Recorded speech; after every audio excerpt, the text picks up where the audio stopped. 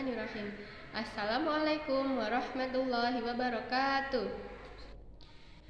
Hai teman-teman semuanya, jumpa lagi dengan Usanti dan Usuma yang hari ini akan membahas tentang materi pelajaran IPA bab klasifikasi makhluk hidup. Hari ini kita akan membahas tentang 5 kingdom kehidupan yang tujuannya teman-teman bisa memahami perbedaan karakteristik tiap 5 kingdom tersebut. Seperti apa 5 kingdom itu nanti? Mari sama-sama kita bahas bersama dengan Usuma. Halo teman-teman, sini bersama Usuma akan membahas tentang kingdom. Terdapat 5 kingdom dalam pembagian klasifikasi makhluk hidup. Kingdom yang pertama adalah kingdom Monera. Seperti apa karakteristik atau ciri-ciri dari kingdom Monera? Yang pertama, ciri-cirinya adalah prokariotik. Apa itu prokariotik?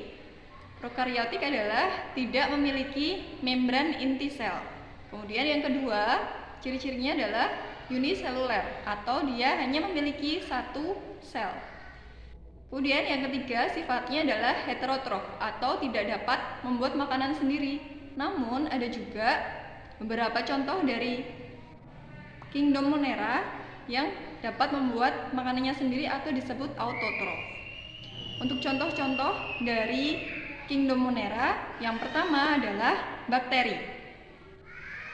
Pembagian dari bakteri ada yang berdasarkan bentuknya, ada juga yang berdasarkan sesuai kebutuhan oksigen dan juga kemampuan dalam membuat makanan. Untuk contoh yang kedua dari kingdom Monera adalah ganggang hijau. Ini dia gambar dari contoh kingdom Monera. Untuk selanjutnya akan dibahas oleh Usanti. Lanjut ya. Untuk kingdom yang kedua ada kingdom Protista. Kingdom Protista memiliki karakteristik anggotanya itu bersifat uniseluler. Uniseluler artinya bersel satu. Kemudian, anggota kelompok Protista ini semuanya eukariotik atau sel memiliki inti sel dengan membran yang menyelubunginya. Kemudian, ada juga yang bersifat heterotrof yang tidak bisa membuat makanannya sendiri atau autotrof yang bisa memproduksi makanannya sendiri. Protista digolongkan jadi dua, ada protista yang mirip hewan atau kita sebut protozoa dan protista yang mirip tumbuhan atau ganggang. Untuk protista yang mirip hewan akan digolongkan menjadi 4 golongan berdasarkan alat geraknya. Nanti teman-teman bisa lihat ya di gambar di sini.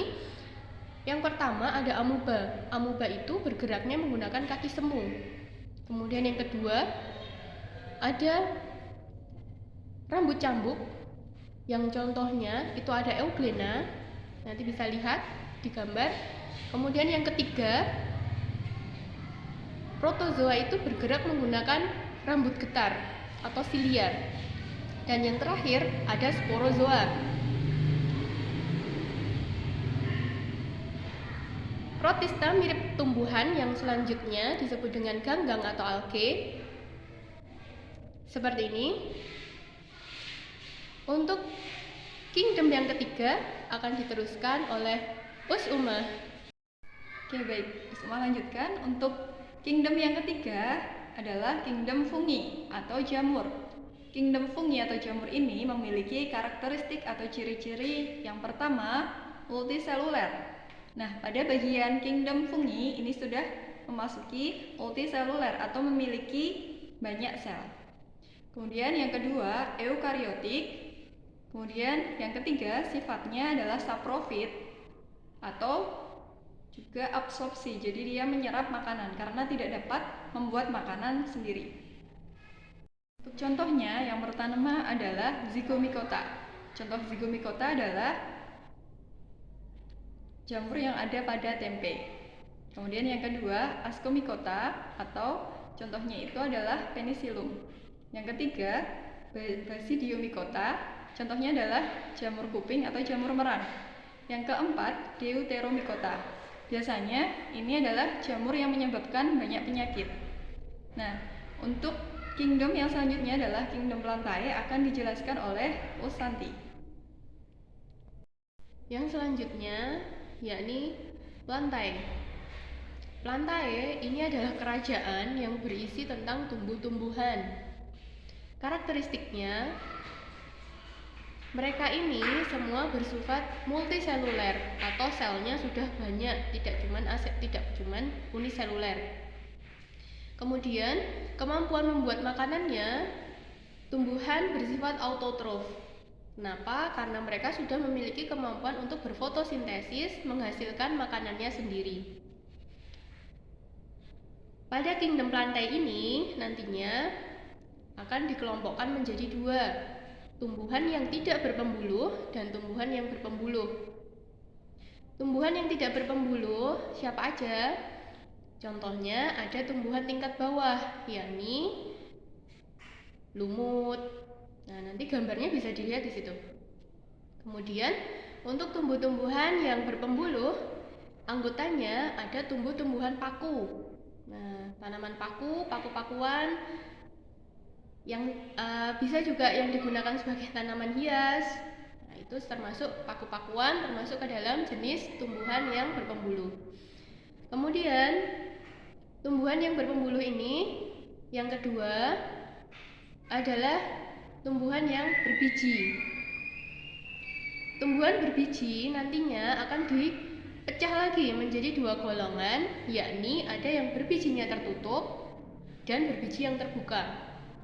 Tumbuhan yang berbiji tertutup nanti kita sebutnya gymnospermae. Anggotanya itu seperti pinus,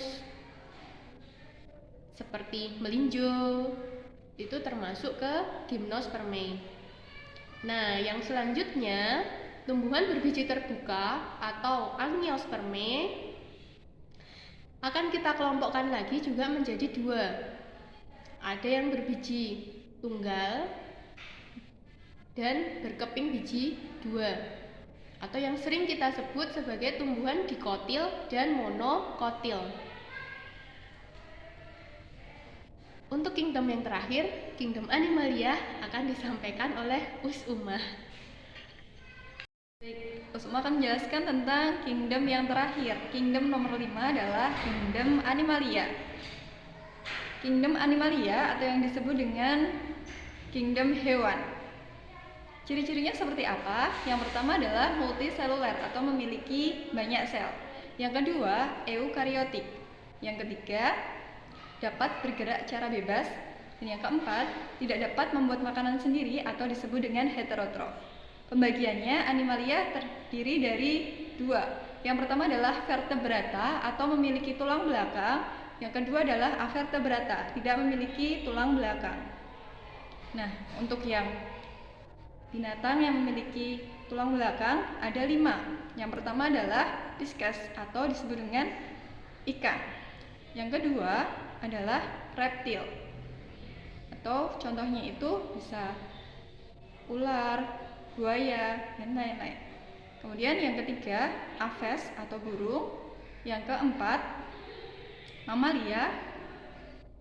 Yang kelima amfibi atau hidup di dua tempat. Contohnya katak. Baik, untuk selanjutnya adalah avertebrata atau tidak memiliki tulang belakang. Contohnya, macam-macamnya ada 7. Contohnya bisa dilihat di gambar yang ini. Baik teman-teman, kita telah mempelajari tentang karakteristik 5 kingdom. Nah, saatnya Usuma akan memberikan penugasan. Penugasannya adalah teman-teman membuat mind mapping seperti gambar di samping ini. Teman-teman mengerjakan penugasan ini di lembar A3, kemudian dikumpulkan 1 pekan kemudian. Nilai yang akan Usuma dan Usanti ambil adalah yang pertama, kelengkapan isi, yang kedua, menarik tampilannya, kemudian yang ketiga adalah ketepatan waktu. Nah, selanjutnya Usuma akan memberikan kesimpulan dari pembelajaran kita kali ini. Kesimpulan dari yang kita pelajari adalah perbedaan karakteristik 5 kingdom meliputi kingdom Monera, Protista, Fungi, Plantae, dan Animalia. Terdapat ciri-ciri masing-masing dan juga contoh yang telah dijelaskan di depan tadi. Kemudian, pelajaran yang dapat kita ambil dari pembelajaran klasifikasi makhluk hidup membedakan karakteristik 5 kingdom, yaitu kita dapat mengetahui berbagai macam jenis makhluk hidup yang memiliki fungsi masing-masing, dan juga Allah Maha menciptakan makhluk hidup dengan sempurna sehingga menambah ketakwaan kita kepada Allah. Sekian yang dapat Us Umah dan Us Santi sampaikan pada pembelajaran kali ini. Semoga pembelajaran yang kami sampaikan dapat memberikan kepahaman. Wassalamualaikum warahmatullahi wabarakatuh.